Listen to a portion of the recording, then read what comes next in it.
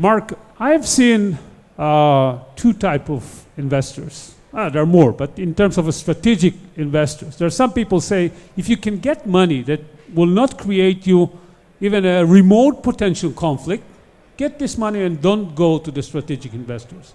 On the other hand, if there are strategic investors that are in your line of business or close to your line of business, the value in kind of doing shortcuts in growing the company can be enormous. Where are you? So strategic investors, first of all, it is a cyclical business. So you can be sure that the rise of the second wave of corporate venture that we're all seeing right now will be seen in 5 to 6 years by the same tide going down, and they're all going to vanish again. Because it's tied to, I mean, corporations are very short-term driven, except when they're family-owned. But otherwise, the pressure for result is very high, and corporate VCs are always linked to somebody who is at the board level or the CEO, and eventually that person will vanish. And so it is cyclical. If you take money and you're building a company for 10 years, you have to understand that 5 years down the road, those corporate VC might have a different agenda, like spinning off, becoming VC, direct secondaries, etc. Second, some corporate VC will ask you right of first refusal or very small print that actually will make the company unsellable. And their objective is to make the company unsellable because they have a strategic stake and they want to make sure that nobody can get it. Now, that being said, as scaling mechanism, as go-to-market mechanism, it's a tremendous asset if you can align it. At Reuters, for example, we invested in 82 companies, and 30% of those companies had strategic deals with the Reuters company. That bought none of them. Well, I don't agree with Mark, and I will explain why in a minute. But Ruby, would you agree? You see both sides of the equations. I'm saying agree that they will vanish. Agree that the corporate investors will vanish in 5 years. No, never. I don't think they'll vanish. I think that, by the way, there was a time that they were under the radar and stopped investing, but we're working in trends. This entire industry is working in trends. They're not going anywhere. But I'd like to touch on a point, which is the downside of getting a strategic investor, which is pretty obvious, but I think folks don't always understand that once you've chosen your strategic investor, then you may have just laid your path all the way up to your exit. For example, if Verizon is an investor in a company whose clients are all operators, then you would find it very difficult getting other clients which are operators, which are competing with Verizon on the same territory and the same clients. So you got to think very carefully before choosing a strategic investor. Now, a strategic investor that is one that ties you up to a strategic, to the Far East, for example, is something entirely different. That's an open-ended investment. You can do whatever you want. You can get anywhere you'd like. If we call that a strategic investment, that's a great investment. But taking that Verizon example, that's something that you should carefully think about. Usually, by the way, when you take such an investment, you don't take a board member, just an observer. So you try to be very, very careful, but doesn't always work. Well, the reason I don't agree with you, Mark, is that I think that today, if you look at the balance sheet of the big technology companies, all of them, mainly corporate technology US, they are loaded with money. If you look at their investment in real innovation, it have gone down dramatically. I'll just give you one number. I don't know for you guys. In 2000, Bell Labs, which is responsible for a lot of the innovation we enjoy today in our life, used to be 22,000 people. Today, there are 1,500 people. So I think that's kind of a very symbolic indication, in my opinion, that the money that is coming from corporate investors is really coming today for strategic. There are very few that will do it only financials. And that's why we are kind of disagreeing on that. But I will give you a short comment and then I want to move to the next step because I think I don't have a lot of time, right? Okay. Large technology companies are flushed with money.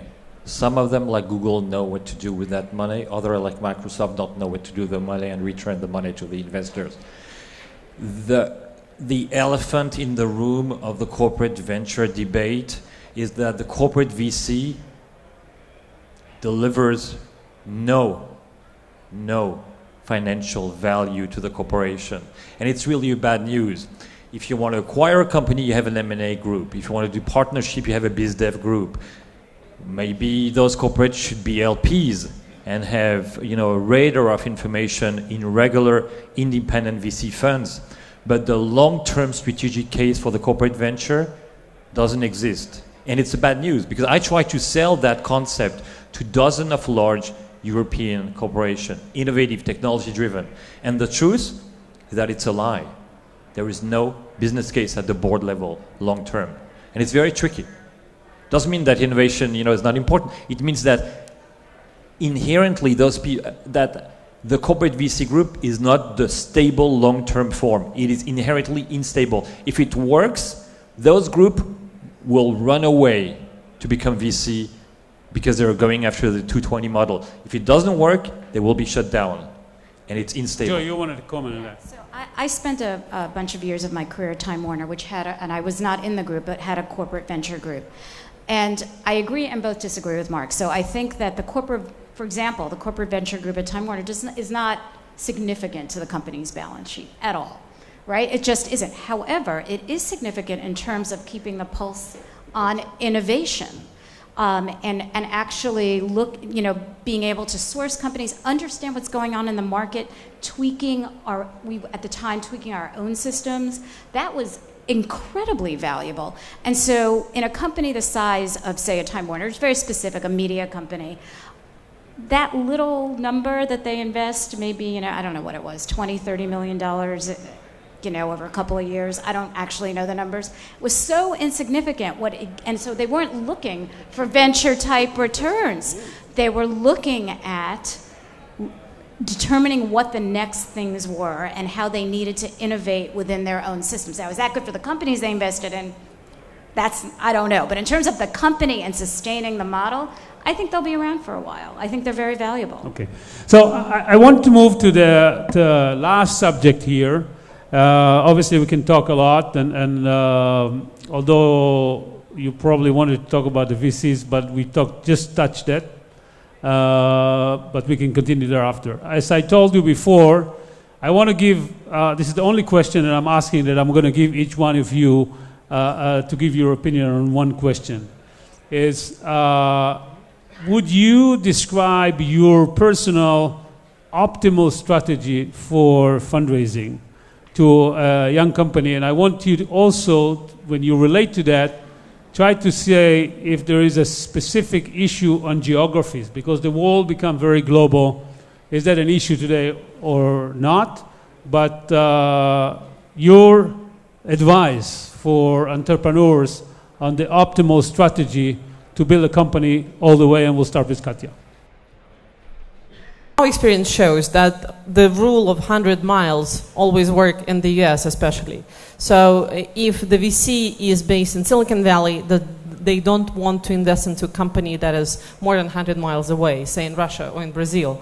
So the advice that we got for our companies that want to expand to the US, which is the biggest market for many of the products, technological products, is that if you want to have American investment in your company, or strategic investor, or any business, like significant business angel giving you money and advice, you have to have a presence in the US. And that works for many of the companies. Or if you are interested in a big American fund, so you have to find a Russian partner in your Russian company, a Russian partner that can have some sort of a syndicate, as Marc was saying, with American big fund. So our experience shows that if you're a Russian company and you have operations in Russia, start here, start local, and then if you expand further on, then find another local partner, another local VC. But it's basically where your operations are, look for money there. Ruby, what will be your optimal strategy? It is very difficult to do when you're a very early stage company. But you got to look very carefully at yourself and what is your development stage, what industry you're in, but mainly, what is your goal? What do you want to be? Do you want to be Facebook, or do you want to be acquired by Facebook? Do you want to get $1 million and go away, or do you want to be IPO'd in billions of dollars? So once you know what is your goal in life, you can come up with an investment strategy. But I don't agree with Katia with one thing that she said. I don't think you can be overfinanced. I've never heard of a company getting closed because it was overfinanced. Gilad? Yes, I don't see actually geographic as barrier. We are investors in different geographics. We are scouting all over the world. I just came from New Zealand a few weeks ago, so I don't see any problem for entrepreneurs from all over the world to seek for funding all over. My advice for entrepreneurs is actually to believe in themselves and then to try to push hard to find funding wherever they can actually get it. Thank you. So I think there are too many entrepreneurs focused on this question, to be honest. And it's an important question, but it's really not the most important one. So to Gilad's point, I think really focus on building the right team around you and focus on finding the right idea, which is very, very important. Not a lot of people are thinking about it today. The next thing you should do is try to map the 5 key pillars where you're going to need help with and try to find the top 3 to 5 people in the world. It could be investors, could be employees, and try to get them to work with you. That's really the best way for you to start. Everything, if you do that right, everything else will be fine. Mark? I think the key is to find patient capital. And patient capital can be a VC. Like if you look at the way Aleph has been structured, it's a 12-year fund, and then they can have as many extensions as they want. It can be a family office, but it's a very long, long road. And the difference between starting and growing a company on a marathon is that a marathon, at any point in time, you know where you are. And it's not the luxury that you have in the entrepreneur journey. So you have no idea where you are, you know it's going to be very long. I think the words of the Tiscali CEO were very inspiring early on. Focus on building an industry, and then, you know, everything's going to be okay. Joy, last but not least. I agree that you should focus on the business and not think so much about fundraising, although it's a necessity. But I think the way to think about fundraising is like a marriage.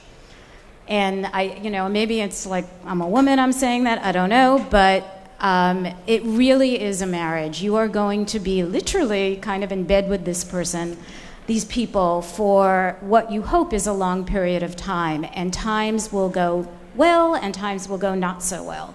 You want to be with someone who can be with you in both those times and who will act with integrity. Because there are decisions VCs make at the table with the co-investors that are moral decisions. They truly are moral decisions. They are not purely financial decisions all the time. And I've seen it happen in my very short career as a VC so far. And you want the people who will act, who will have the bulk to come into a second round, who will be able to raise a syndicate. All that stuff is very important, but you want someone who will act with integrity and morality at every step of the way. Well, I want to take you on that and add on a twist, which I think is very interesting. My late mother used to say, I look at this not as a marriage, but as a partnership. And my late mother used to say that if partnership was a good thing, then why God never took a partner? However, what she also said, that partnership can be extremely successful if the partners, it doesn't matter if it's marriage, if it's a startup, understand that partnership has a price and they are happily paying the price every day. So I think this is a great way to conclude it. I would say, in my conclusion, fundraising strategy or building a company is a marathon run. I agree with you, Mark. We at Pitango, we're going to have, I believe, in the next year or so, a couple of IPOs that I think we've been there for more than 10 years, and it's going to be a phenomenal return. But it's worthwhile to go all the way, and we see more and more of those. So I think I would agree there is not one optimal way. At the end of the day, is the people you hook up with, the investor you hook up with, and the combination you hook up with. That's really my recipe for success. And I want to thank you all for this interesting panel. Thank you, the audience. Thank you very much.